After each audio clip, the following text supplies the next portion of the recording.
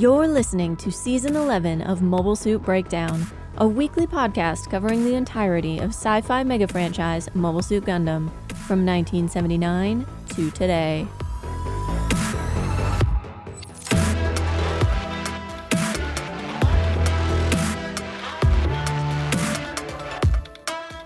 This is episode 11.5, To Russia with Fight, and we're your hosts. I'm Tom, a longtime Gundam fan, and if I were a Gundam fighter, I would simply not be lured into the Gundam graveyard trap in the first place. Skill issue. And I'm Mina, new to G Gundam, and rip to Michel Foucault, you'd have loved the conclusion of this episode. Mobile Suit Breakdown is made possible by our vaunted and valiant paying subscribers. Thank you all, and special thanks to our newest patrons, Best Druggist, Steely Dan Fan, Gunny Draper, and Alec L. You keep us Genki. What are you going to do when you run out of letters? Go back around to the beginning. All right. There's a lot of words.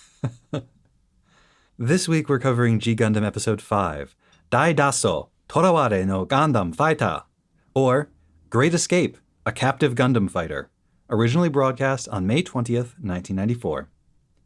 This is Take Yoshiyuki's first time as episode director for G. He came up as a production assistant on 0083, and then an assistant episode director throughout Victory.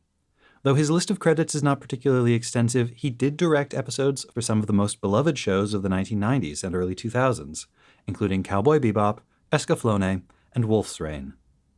The storyboards are credited to Oshimi Chikara. As far as I can tell, this is the only anime credit for that name, which probably means it's a pseudonym for a freelancer who is not supposed to be taking freelance work. The animation director, Sakuma Shinichi, is also making his first contribution to G. He's from Studio Dove and has previously done key animation and animation direction for F91 and Char's Counterattack. Going forward, he will be a frequent contributor to all of the 90s Gundam shows. New friend Argo Golski is played by Ugaki Hidenari, making his Gundam debut. His anime roles have mostly been minor characters in shows I've never heard of, but many in the audience will recognize him as Majima Goro from the Yakuza Like a Dragon series. And now, the play-by-play.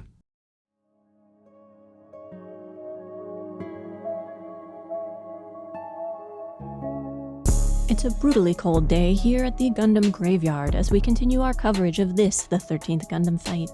This latest match, Neo Japan versus Neo Russia, pits two old rivals with very different strategies against each other. That's right. Neo Japan chose a top fighter driven to win by a very personal mission. This could fuel that win-at-all-costs fighting spirit, or it could prove a liability. His behavior has been a source of drama and diplomatic difficulty for Neo Japan in this Gundam fight, but the results speak for themselves. On the other hand, Neo Russia's strategy is all about preparation. Capture enemy Gundam fighters and seize their mobile suits, aiming to win by default. This strategy offers the additional advantage of insights into their opponent's Gundam technology, insights that have made their own Bolt Gundam a Gundam to watch. Some do question the wisdom of using a convict, Argo Golski, as a Gundam fighter, but experience has shown Golski to be a formidable and dangerous opponent. Let's take a look at the board to see how things stand. So far, the Neo-Russia strategy is paying off, with Domon captured and imprisoned. Despite his physical prowess, he has been unable to escape, and in physical altercations with Golski, has sadly looked like a child taking swings at an adult. But don't count him out yet. Neo Russia has failed to capture the Shining Gundam, and if Domon and his team can reunite him with Neo Japan's mobile fighter, he has a chance to win this bout. Oh, that looks serious. The Neo Russia coaches are huddled together. Something must have gone wrong. And there it is. Oh, how disappointing for Team Neo Russia. Argo appears to have helped Domon escape. See, this is what I was talking about. When the only freedom your Gundam fighter experiences is in the fight itself, how can you ask them to use a fight avoidance strategy like Neo Russia's? It plays against his strengths, and may prove to be a terrible miscalculation. Argo is coming into this fight supremely confident. The Bolt Gundam is in top form, and the Shining Gundam's punches seem to have very little effect. Oh, that's nasty. The Bolt Gundam has torn off one of the Shining Gundam's arms and is in a strong position to do the same to the Shining Gundam's head, which would take Neo Japan out of this Gundam fight. It's hard to see how Domon can recover with Argo in such a dominant position. Is this the end of the line for Domon Kashu? No, folks, it seems he still has a fighting chance. Oh, that punch was a thing of beauty. With that strike, the Shining Gundam is free of the Bolt Gundam's grip and ready to execute its signature Shining Finger attack. No team has yet to work out an effective counter to the Shining Finger, and it's what has made Neo Japan an early favorite in this year's Gundam fight. There's the wind-up, the pre-attack hype speech, and... I don't think I've ever seen this before. It looks like Domon is too injured to continue. I think we have a draw. An unexpected conclusion to a dramatic contest. Next week, we follow the 13th Gundam fight to Neo Japan, but for now, a word from our sponsor. Garibaldi's Suspended Animation Pizza. The taste you know and love, the convenience of bake at home. Now in your local supermarket's frozen food aisle.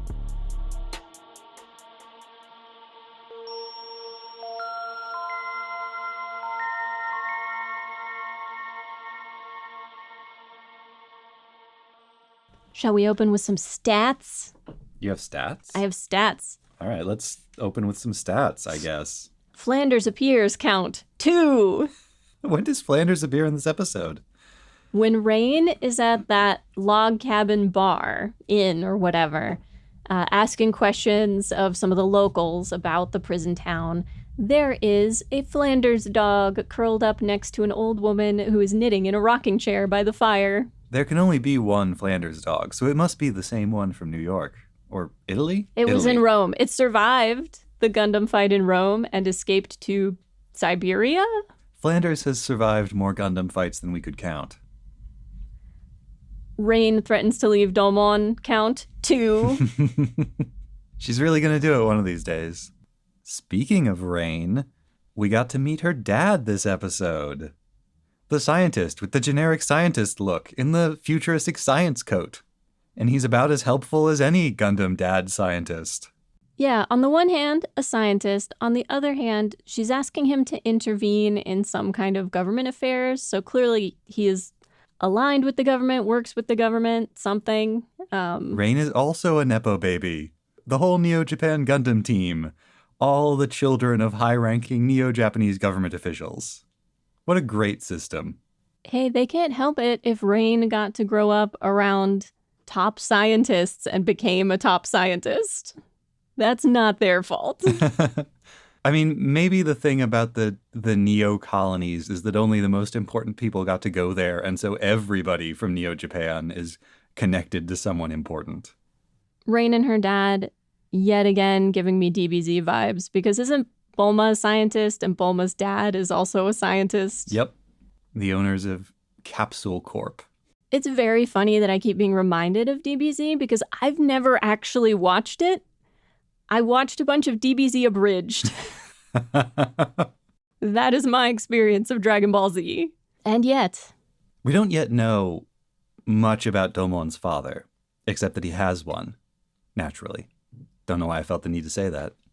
But we understand that one of the primary criteria for being a Gundam boy is that your dad has to be a Gundam inventing scientist. Is Rain a Gundam boy? We worked out the criteria for a Gundam boy. They need to be sad, they need to be space, they need to be good, and they need to be boy.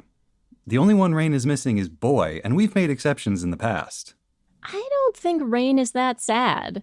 Because Gundam boys have intrinsic sadness. Gundam boys are depressed.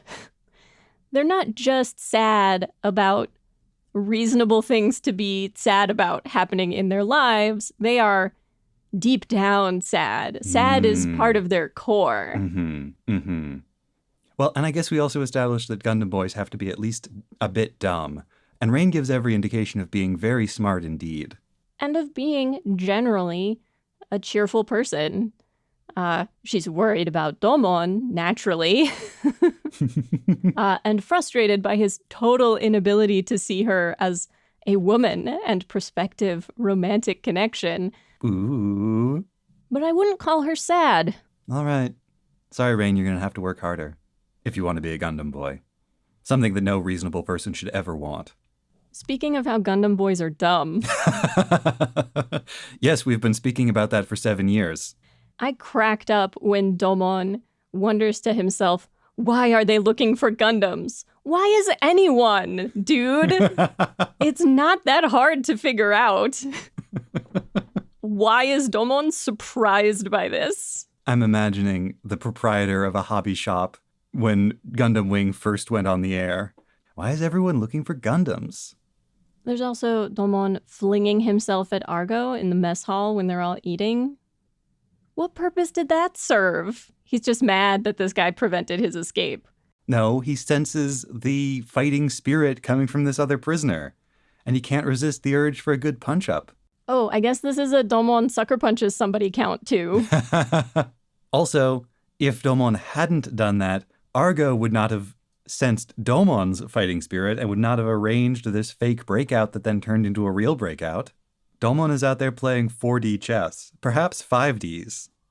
For a guy playing 5D chess, he sure seems to get arrested a lot and tortured and beat up by the cops a lot, and to really find being captured and tortured an inconvenience. You're never going to be able to make Domon sound smart. I'm sorry. I mean, no. But you got to admit, it's pretty impressive that he's a guy for whom being locked up in a Soviet prison and beaten soundly by the guards is, in your own words, merely an inconvenience.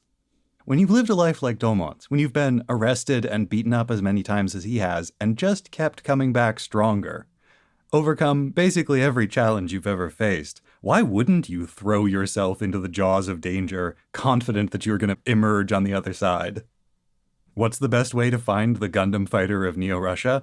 I don't know. Walk around like a huge idiot with a big sign on your head that says, "Hello, I'm the Gundam fighter.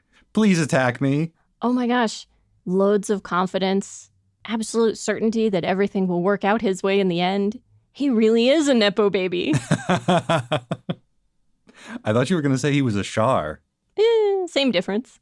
There's a version of Char, there's an interpretation of him where he's very Machiavellian, has everything planned out well in advance, going through the steps of his master plan. But I think Char is much more full of confidence, barrels into situations he doesn't understand, and just figures out how to achieve his goals in the process. And I think we're seeing a lot of that from Domon. The main difference that I see between the two, other than that they are in completely different kinds of stories, and this actually gets at part of the tonal difference between the two shows, Char takes huge risks because Char doesn't care whether he lives or dies. Domon takes huge risks because he doesn't think anything bad is ever going to happen to him. Exactly. He also has a scar on his cheek instead of his forehead, which, I mean, those are completely different parts of the face. Yeah. They have completely different kinds of daddy issues. Does Domon have a sister? He kind of treats Rain like a sister. Mm. The opening narration felt uncomfortably timely in that it was talking about effectively the Russian government pressing prisoners into service, a thing which has been happening in the war in Ukraine. More on that in the research piece in a few minutes.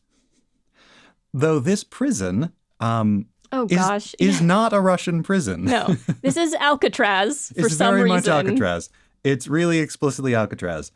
I'm going to read you Imagawa's comments on this episode verbatim, since they're a bit extensive and I think very revealing about the production process going into this show. In episode 5, I learned a lot about the significance of location hunting and settings. People ask me why this prison is in Russia, since it is based on Alcatraz. Fortunately, the year before making G Gundam, I went to America, so I asked if I could visit Alcatraz. In fact, I really wanted to see Alcatraz as a location reference for one of the episodes of Giant Robo. When it was time to create Argo's prison, I supposed a small one would be too boring to hold the powerful Argo. I used the idea of the jail as practice before using it in Giant Robo, so I used portions of Alcatraz whenever possible. For example, the place where Argo and Domon meet for the first time is an actual place, so I made scenes of this episode using videos and pamphlets as references. Photographs were definitely useful, but all in all, the experience of actually going out and seeing things out there was more beneficial. Perhaps because I am a man of stage direction, I constantly wondered how to convert my experiences into pictures. Another good reference was a take-home Alcatraz, a paper model of the prison that was sold in the gift shop. I presented this to modeler Makoto Kobayashi, and he was very happy. Then, after he had assembled it, I borrowed the finished product and showed the animation staff exactly which part of the jail Argo and Domon do this and that in. Also, it was quite useful for deciding the perspectives and camera angles. I asked the staff to set their perspectives on the table and told them it would feel like this to be at Alcatraz. Thus, I learned the importance of location hunting through the experience of actually seeing the prison. However, actual location hunting could not be done, so we had no choice but to do location hunting by watching films after all. It is certainly an iconic prison. Yeah, I'm not sure there is any other prison with that same kind of mythic quality. Because truly, we're watching the episode, they show us a prison compound on an island, and we both go, Alcatraz! There's nowhere else it could be. Sure. I suppose there are other famous prisons, the Bastille, for instance, but this is something else. It's cinematic. In the case of an actual Russian prison or gulag in Siberia, what keeps people there is largely the fact that it's Siberia. You are in the middle of nowhere. The weather conditions are absolutely brutal. You would be unable to survive even if you did manage to get out. The island's kind of overkill. At least as I perceive it, it's really important for what they're trying to say at the end of the episode. Oh, well, yeah. As a practical matter for a prison, no, it's not necessary. But it absolutely harkens to the idea of Earth as a prison for the Gundam fighters, Earth as this island of habitability in the midst of the sea of space. At the risk of tautology, the prison is a prison, but the island which surrounds the prison is also a prison. And the Earth which surrounds the island is also a prison. It's prisons all the way down. For the Gundam fighters, the Gundam is a prison, the fight is a prison, the ring is a prison. At least from the perspective of Birdman. Who is yet another movie reference. Arguably the title as well, I'm not positive, but the first part of the title is Great Escape, which is the name of a movie. A rather famous one about a prison break, starring Steve McQueen. And Birdman of Alcatraz, a highly fictionalized film about a real-life Alcatraz prisoner. Played by Burt Lancaster, I believe? I think so. There was also an Escape from Alcatraz movie, which, again, a fictionalized account of an actual escape from the prison. And that movie came out in 1979. But vis-a-vis Birdman, the prisoner in question was famous as an ornithologist, did a bunch of bird research from inside prison, published a bunch of texts, made discoveries, invented bird medicines. The subtitles at least refer to Domon's cellmate as the Birdman rather than merely Birdman, so we can assume it's a nickname and not his actual name. He's a funny character. Did you notice their cell has only one bed? Only one bed and only one set of sheets, just like in my fan fictions. I actually watched through the Birdman of Alcatraz this morning. That's what the cell looks like that the Birdman is in when he's put in Alcatraz. Right, but he's put in solitary. For sure. No, I know. No, I imagine Argo's handler, the woman whose name I do not remember and is not said in the course of this episode, I'm picturing her as a Fujoshi, just like, now kiss. Oh no, we got a cell with only one bed. It's so cold tonight. Guess we'll have to share our warmth. She reminded me of a cross between Shima and Beryl from Sailor Moon. I assume she's supposed to be like Neo KGB. Oh, yeah. Her references to our intelligence network. She wears a different uniform. She clearly has authority over this prison without really being like part of it. She's mostly there to oversee Argo. The bit where Birdman is explaining to Domon, or at least trying to convince him that it's hopeless and he should just give up and tell them where his Gundam is. And he's like, it's all over. You're in checkmate. I assume the joke, because they show us the chessboard. The Black King is not in checkmate. The Black King is not even in check. What I noticed about that sequence, because it's actually a fairly long sequence where he's explaining to Domon the trap that he's fallen into, the Russian strategy, as it were. Very light on animation. Lots of pans, lots of effects that provide some visual interest without needing to animate very much. The fight at the end of the episode is pretty effects heavy too. Not a lot of animation. And most of what is there is being reused. Not that it looks bad. No. But some corners were cut. I'm not seeing a lot of corners, I guess is what I'm saying. Corner light. But it is well constructed. I think it's a good story, well told. They do some neat things, sort of foreshadowing when Domon breaks the prison guard's arm. That's the fate that he then suffers at the end of the episode. Some good stuff. Real cinema. They also extend the torture imagery. Like there's the explicit scenes of Domon being questioned. And then when he starts the fight with Argo and takes a guard's gun, he's beaten afterwards. But the mecha gore. Yes, the mecha gore. All the captured and disassembled mecha. Which they can't possibly need to chain those mobile fighters and hang them off of boards and stuff like that. They did not need to go that hard. That was not necessary, but I needed it. It was necessary for me, Nina. But then especially at the close of that scene, there's a shot of a Gundam head. They have drawn it, so it's like the eye has been ripped out. There's all these cables hanging out of the eye socket. It's so good. This episode, more than G Gundam, and G Gundam, more than most Gundam, draws a really tight line between the mobile fighter and the body of the Gundam fighter. The fact that the mobile fighter just echoes every movement made, that there's no control interface, that there's no joystick or pedals or buttons to press, like that has already linked the two very, very closely. And that they apparently feel the pain of hits and damage that the mobile suit subsequently takes. Exactly. This control system also renders them vulnerable. It would be difficult to design a Gundam that was more an avatar of the person than these are. And how grotesque, how gruesome to take a person and imprison them and force them to tear apart their own body.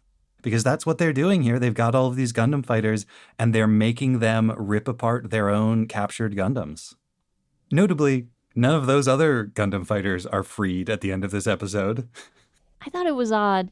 You mentioned earlier you like how the story for this episode is constructed, and I mostly agree. But at one point, Birdman says of the prisoners, once they are out of here, why would they ever be let go? Well, I think it's a hypothetical. I think that's part of the reason why they give up and accept their imprisonment, is what he's saying. He's saying if they were ever to escape, they would then be hunted as traitors. The prison is as much psychological and as much a place of refuge from the outside world as it is a pen to keep them in. You see that when Rain is doing her reconnaissance cruise around the island, and she's seeing all of these cannons hidden in windows and artillery pieces concealed under camouflage. Most prisons don't have those. Most prisons are not built to be fortresses to defend against attacks from outside. Ooh, I have to backtrack to your comment about the closeness between the Gundam fighters themselves and their mobile fighter units and how it's really one body. Oh yeah, thank you, because I hadn't quite finished with that. Because what should happen when Domon first encounters Argo, but that Argo's eyes glow exactly like a mobile fighter unit's eyes glow. Also, he is a giant. Domon is the size of one of his legs. But returning to the design comparisons, the Bolt Gundam, sort of navy blue, dark plating at the shoulders, chest, and skirting, looks a lot like an old Russian military coat, like a big overcoat that you would wear in the winter. And ditto the hat. Yeah, the shape of the head is very reminiscent of the hat. And his weapon marks him as a prisoner. It's a literal ball and chain, like they used to put on prisoners. Though I feel like it's gotta also be a reference back to the Gundam hammer, the beloved Gundam hammer of First Gundam. Sure, Domon does refer to it as a hammer. But when I was doing my second watch through for notes, I was like, ball and chain. I see what they did there. It is extremely convenient how many different countries use the same blue, red, white scheme for their national colors. Makes it real easy to apply the Gundam tricolor.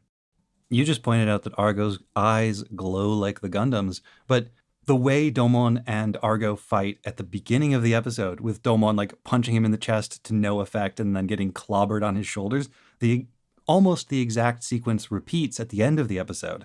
Then Domon punches him in the face, and he does that, tough guy no-sell thing, where he just, turns his chin into the punch, cocks his head to one side and then the other.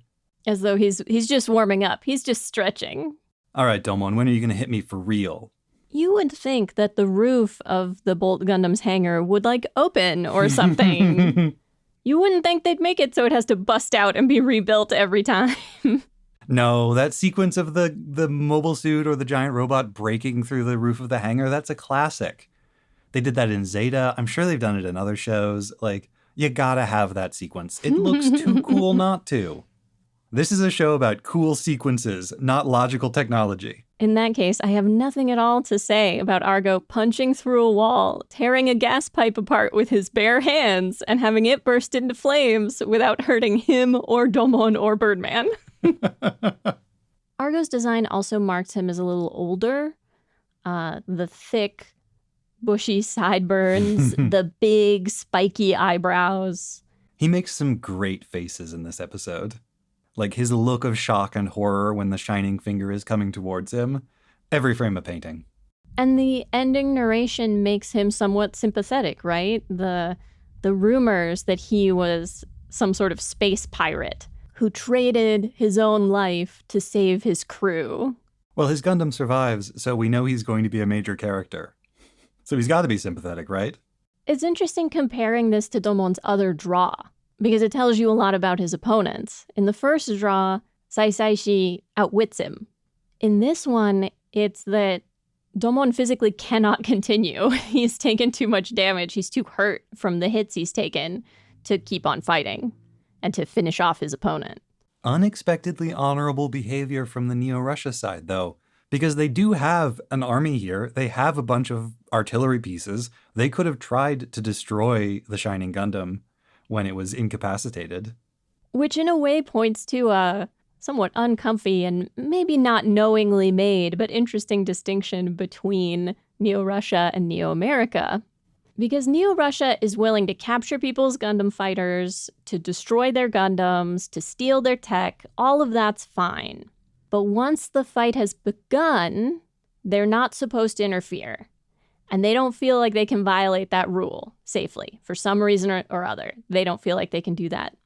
Neo-America has no such compunctions. The reason I started watching The Birdman of Alcatraz this morning is because there's that scene of the Birdman of Neo Alcatraz sitting on the shore throwing crumbs of bread to the seagulls. And I thought, hey, I wonder if that's in the other movie. I don't think it is.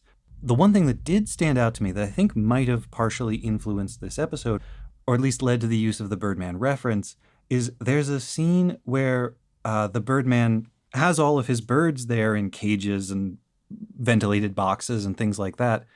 And at one point, he opens up one of these big boxes and lets like 24 birds out to fly around his cell. And he says, "I give you the illusion of freedom. Enjoy it." And that's the vibe of the end of the episode, isn't it? They've escaped prison, but they're not free. Domon is bound by his quest to save him, whoever him is, and also to find him, a different him, whoever that other him might be. I would like to make a prediction about this series. Go on. So Domon has the dream about the Devil Gundam and that finding the Devil Gundam and that man that he keeps asking people about is the only way to save guy in suspended animation or whatever. I feel like there should be a musical sting every time one of us says the Devil Gundam. The Devil Gundam. Dun dun! We should look up a sound effect. It turns out from the next time on, at the end of the episode, the Devil Gundam is the one that I have wondered about from the intro. It's the one that appears to have another smaller Gundam on its head. Will the nations of the world need to set aside their rivalry in order to fight the Devil Gundam, the greater evil? Are we going to get into a United Nations type situation?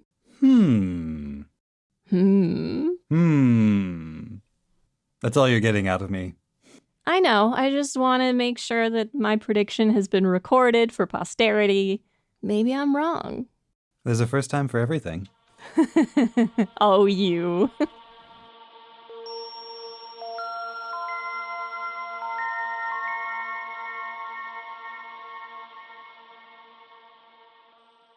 We know now that the Russian prison complex appearing in this episode was not based on a Russian prison at all, but on the American Alcatraz Federal Penitentiary in San Francisco, California, closed in 1963 after 30 years of operation and converted to a museum, which Imagawa toured in 1993 while scouting locations for Giant Robo.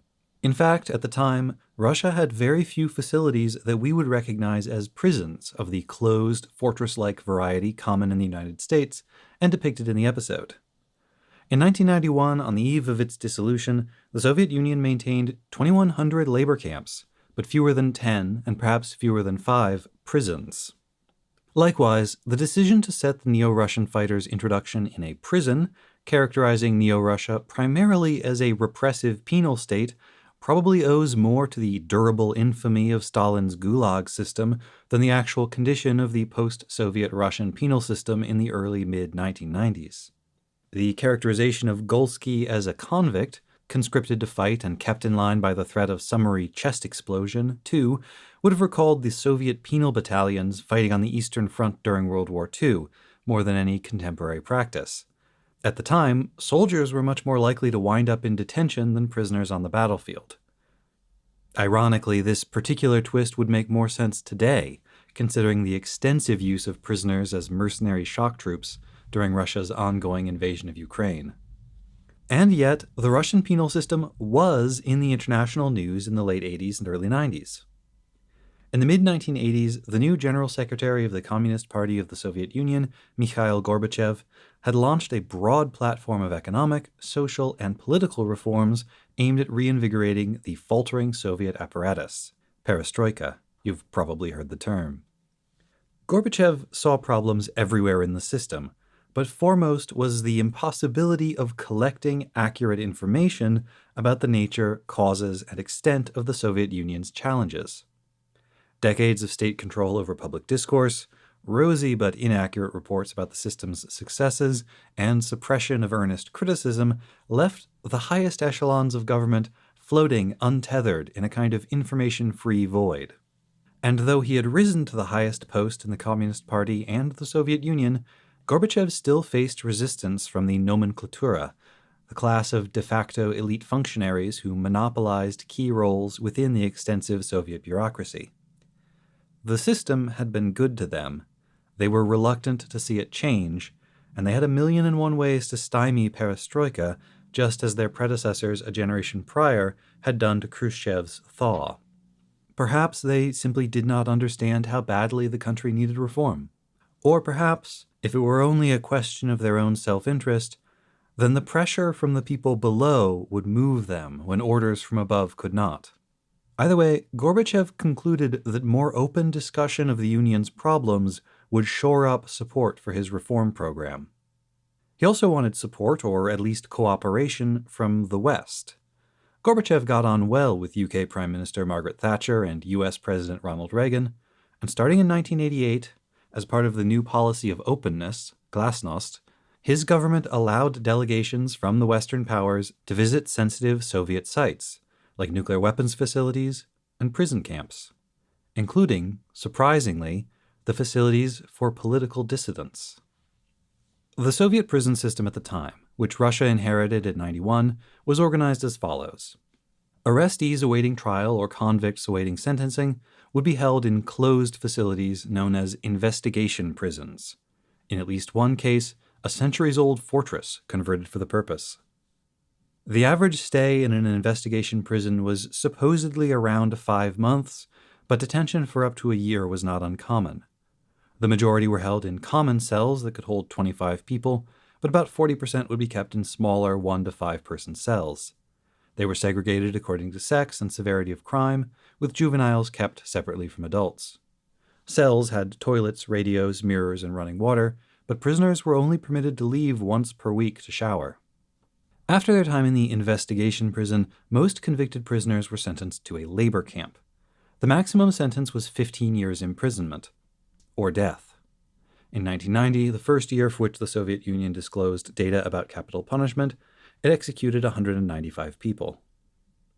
The labor camps were divided into 4 regimes, which determined the conditions of their confinement: ordinary, strengthened, strict, and special. The principal differences between the regimes were the amount of contact permitted with the outside world, and the daily caloric intake allotted to each prisoner. A more severe regime meant less food and fewer letters, packages, and visits permitted per year. Dedicated penal colonies existed for women, and juveniles would be sent to educational colonies. Though not part of this system, the Soviet Union also maintained 16 prison hospitals and 1,500 other facilities for involuntarily committed psychiatric patients. Since at least as early as the 1970s, the Soviet Union was repeatedly denounced by the World Psychiatric Association for the alleged routine use of involuntary commitment to imprison political dissidents and other undesirables whose behavior had not yet crossed into criminality. And later research conducted in post-Soviet Russia appears to confirm those accusations. In 1988, the New York Times columnist and former executive editor A.M. Rosenthal and Catherine Fitzpatrick, a human rights activist and Russian-English translator, became the first Westerners to tour a Soviet strict regime labor camp, Perm 35, which held a large number of political prisoners. That there were political prisoners at all was something of an open secret and a minor embarrassment to Soviet authorities. For the first 3 years of his tenure, Gorbachev refused to acknowledge they existed at all. Then, abruptly, in an address to the United Nations on December 7, 1988, while Rosenthal and Fitzpatrick were in a Moscow hotel waiting to begin their visit to Perm 35, Gorbachev announced a raft of legal reforms intended to liberalize Soviet society, and added that, quote, people are no longer kept in prison for their political or religious views. Indeed, just before this speech, his government had granted a wide-ranging amnesty to prisoners convicted of minor nonviolent crimes and those detained for purely political crimes.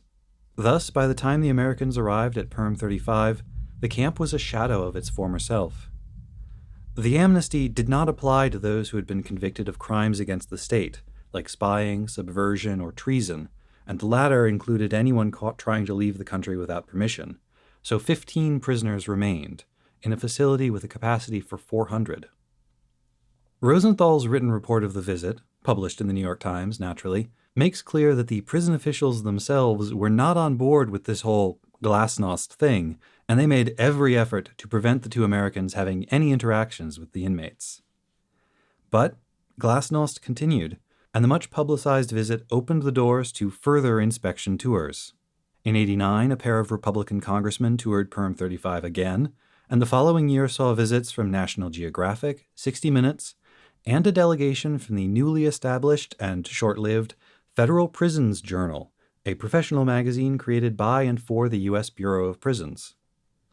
This lattermost group toured not just Perm 35, which by then had 22 prisoners and a staff of 40, but several other types of prisons and labor camps, including a women's labor camp, an educational facility for juveniles, and one of the investigation prisons.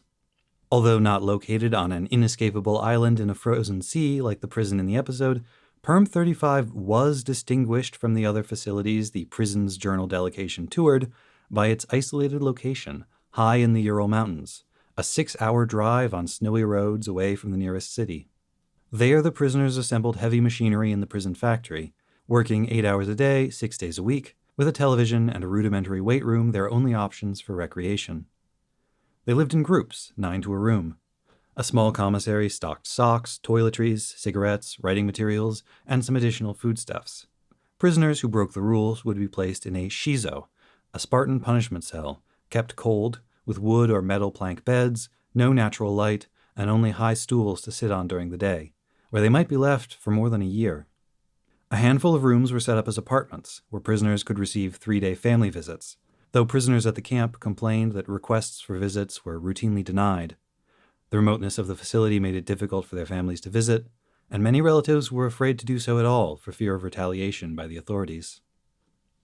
This setup, a prison factory, general living quarters, sometimes cramped, sometimes spacious, family apartments, punishment cells, commissary, limited recreation facilities, and so on, was repeated in the other camps toured by the American delegation. The actual conditions of life in the camps seemed to vary more according to the character and culture of the individual facilities than the severity of their regime classification, though officials did complain that conditions had gotten worse after the general amnesty. The removal of the nonviolent offenders and subsequent concentration of violent offenders into fewer facilities had made things more dangerous, more difficult to control. While the relaxation of Soviet controls on speech and political agitation probably had a greater impact on Soviet and Russian society in the long term, the release of the nonviolent offenders was, in raw numerical terms, a much bigger deal at the time. Though the number of prisoners in the Soviet Union had declined significantly since its height under Stalin, the imprisoned population in 1985 is reported to have been 1.6 million out of a total population of 276 million, roughly double the rate in the United States at the time, and still higher, as of this recording, than the current U.S. rate of incarceration, although not by much. Gorbachev had complained that the rate of incarceration was too high, another of his problems that needed to be solved, but the state had an interest in keeping its prisons full. Per Minister of the Interior Vadim Bakatin, the prisons had long been used to fulfill production quotas mandated by the central government. They were factories with barbed wire fences, and the social goals usually cited to justify imprisonment, those being punishment, rehabilitation, deterrence, and isolation of dangerous individuals, were subservient to the nation's productive needs. By 1990, though, after the amnesty, the prison population had been reduced by around half, to just 760,000 inmates in labor camps and prisons, 200,000 in investigation prisons, and a further 160,000 alcoholics involuntarily committed to treatment facilities. I didn't find any statistics to indicate whether that number of 160,000 alcoholics was high or low compared to other years, but alcoholism was high on Gorbachev's list of social problems to be solved. In the 80s, he had pushed a major prohibition kind of campaign, and it's tempting to assume that there was some kind of connection between that and all of the involuntary commitments a few years later. But again, I couldn't find any other statistics, so I can't say that for certain. Either way, the amnesty, like all of Gorbachev's reforms, soon attracted criticism. The Soviet Union experienced a remarkable surge in crime during the 90s, and some claimed that this was because the rapid amnesty process had inadvertently released dangerous criminals back into society. But if you look at the stats, the surge in criminality started years before the amnesty. And, the Soviet Union and then Russia in this period were going down the checklist of social conditions that lead to increased crime and just ticking every box. All the human development indicators were in free fall. Mortality rates surged, life expectancy plunged, alcohol consumption increased dramatically, the collapse of state enterprises led to mass unemployment, incomes declined as hyperinflation destroyed people's savings, essential goods became impossible to find, the black market expanded, GDP collapsed, poverty was rampant, organized crime exploded, public corruption grew to unprecedented levels, wars flared up in the provinces, coup attempts consumed Moscow twice in 3 years, paramilitaries fought official troops in the streets, and tanks shelled the parliament building. What I'm saying is it probably was not the amnesty of 500,000 or so shoplifters that led to all the crime doing. But because of that increase in crime, the prison population started climbing again almost immediately after the amnesty. It increased steadily from 1991 until 1996, despite an absolute decline in the population. Then it remained steady through the rest of the decade. In the early 2000s, though, it began a continuous decline, at least through 2024, the last date for which I could find data. By that point, the incarceration had declined to just 3 prisoners for every 1,000 people, only the 33rd highest rate in the world, comparable to Chile, Peru, Nicaragua, and Libya, but significantly more than most of its former satellites. Of the former Soviet Socialist republics, only Belarus has more prisoners per capita, though Georgia is pretty close. Among its former Cold War rivals, the United Kingdom has around half as many prisoners per capita, France a bit more than a third, and Germany around 1/5. In the United States, however, a generation of tough-on-crime politics and the expansion of the private prison industry caused the incarceration rate to surge throughout the 90s and 2000s, peaking in 2008.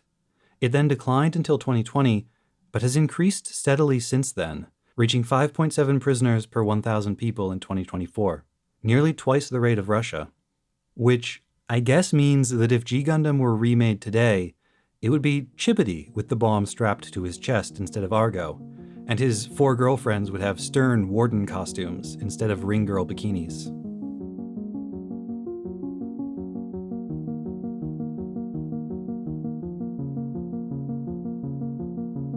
Next time on episode 11.6, The Devil That Fell to Earth, we research and discuss G Gundam episode 6 and, very demure, very mindful, The Littlest Zam.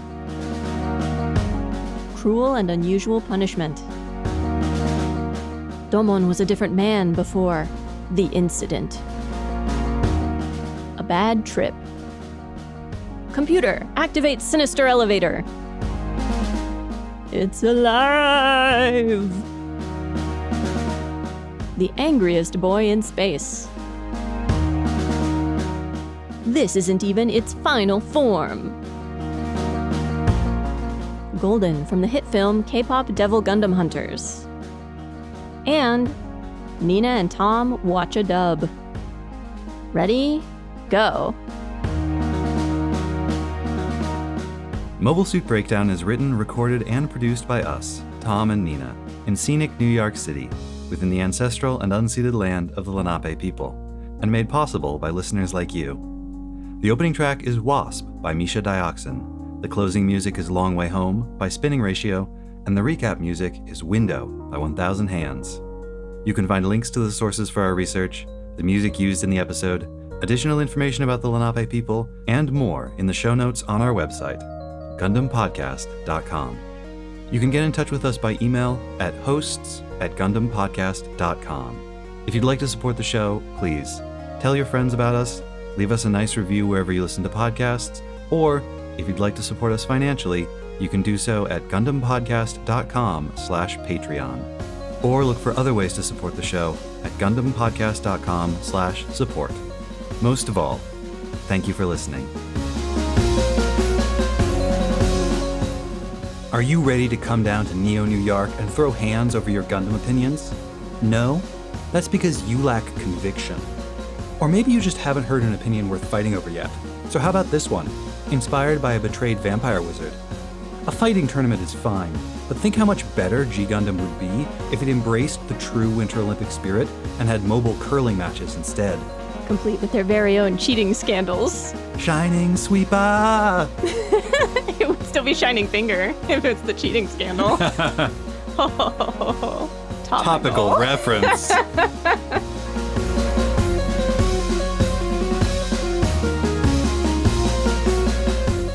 Are we ready? So ready. This is...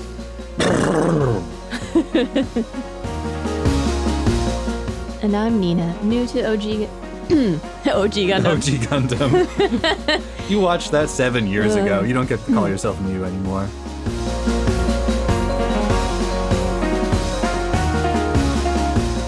Kiryu-chan.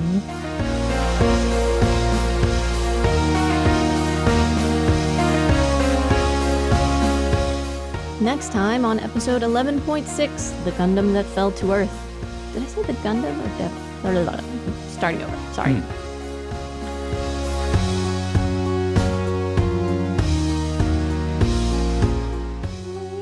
Wee-oo. Hello, Mr. Policeman. And that's it. It's over. All right.